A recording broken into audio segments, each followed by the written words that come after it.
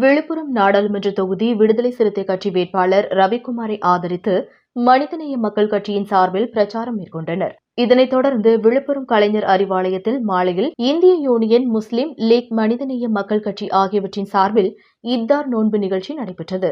இதில் அமைச்சர் பொன்முடி, அமைச்சர் செஞ்சி மஸ்தான் மற்றும் சட்டமன்ற உறுப்பினர்கள் ஆகியோர் பங்கேற்றனர். இதில் முதலாவதாக அமைச்சர் செஞ்சி மஸ்தான் இப்தார் நோன்பு நிகழ்ச்சி குறித்து பேசினார்.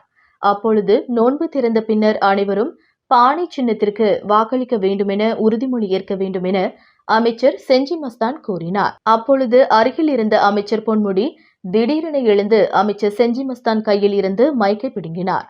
அப்போது செஞ்சி மஸ்தான் அமைச்சர் பொன்முடியிடம் பேசுகையில் இருவருக்கும் இடையில் வாக்குவாதம் ஏற்பட்டது. இதனால் மேடையில் அமர்ந்திருந்த செஞ்சி மஸ்தான் முகம் வாடியது. இதனை அடுத்து அந்த இடத்தில் சிறிது நேரம் பரபரப்பு ஏற்பட்டது. விழுப்புரத்திலிருந்து ரிப்போர்ட்டர் மனாசிராஜ்.